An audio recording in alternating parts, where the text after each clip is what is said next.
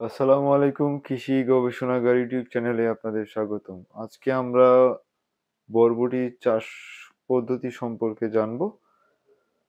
বরবটি প্রায় সারা বছরই চাষ করা যায়। অপেক্ষাকৃত খরিফ তথা গ্রীষ্ম মৌসুমে মার্চ থেকে সেপ্টেম্বর মাসে বরবটি ভালো ফলন আসে। শীতকালে তেমন ভালো ফলন হয় না। কারণ শীতকালে বরবটি গাছের বৃদ্ধি ও ফলন কম ধরে। এবার জেনে নিন বরবটি চাষ পদ্ধতি। প্রায় সব ধরনের মাটিতেই বরবটি চাষ হলেও দোআঁশ ও বেলে দোআঁশ মাটি উত্তম। ফেব্রুয়ারি থেকে জুলাই মাসে বরবটির বীজ বোনার উপযুক্ত সময়।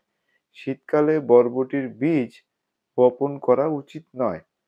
বরবটি চাষের জন্য মাটিতে উপযুক্ত পরিমাণে জৈব সার এবং সারের ব্যবহার করা দরকার। এছাড়া চাষাবাদের জমিতে পানি নিষ্কাশনের লালা তৈরির পাশাপাশি গাছের গোড়ায় যাতে পানি জমে না থাকে সেদিকে লক্ষ্য রাখতে হবে।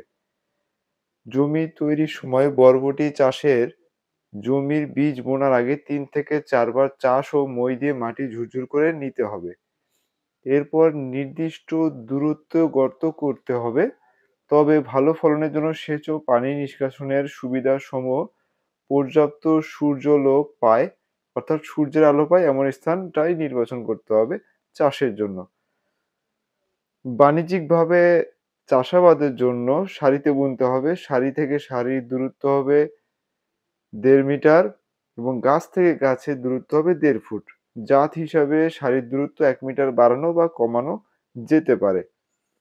অনেকে শখের বশে অথবা পারিবারিক সবজির চাহিদা মেটানোর জন্য টবেও বরবটি চাষ করতে পারেন। সার প্রয়োগের ক্ষেত্রে বরবটির ভালো ফলন পাওয়ার জন্য মাটির উর্বরতার উপর নির্ভর করে জমিতে সার প্রয়োগ করা দরকার। তবে মাটির গুণাগুণ পরীক্ষা করে পরিবেশ এবং মাটির স্বাস্থ্য ভালো রাখতে সব সময় জৈব সার ব্যবহার করা উচিত। এছাড়া টিএসপি সম্পূর্ণ পরিমাণে এবং অর্ধেক এমওপি সার সেচ চাষের সময় জমিতে প্রয়োগ করতে হয়। ইউরিয়া ১০০ গ্রাম এবং টিএসপি ৯০ গ্রাম, এমওপি ৭৫ গ্রাম ও গোবর ২০ কেজি। বীজ বপনের পর ২০ দিন পর ১০০ গ্রাম ইউরিয়া এবং বাকি অর্ধেক এমওপি সার জমিতে উপরিভাগে প্রয়োগ করতে হবে। পরিচর্যার ক্ষেত্রে বরবটি গাছ বড় হলে মাচা বা বাউনি দেওয়ার পাশাপাশি গাছের চারপাশে আগাছা মুক্ত রাখতে হবে। এছাড়া প্রয়োজন অনুসারে সবসময় সেচ দিতে হবে। অপরদিকে সেচ বা বৃষ্টির পানি যাতে বেশিদিন গাছের গোড়ায় জমে না থাকে সেদিকেও লক্ষ্য রাখতে হবে। তা না হলে শিকড় পচে যেতে পারে।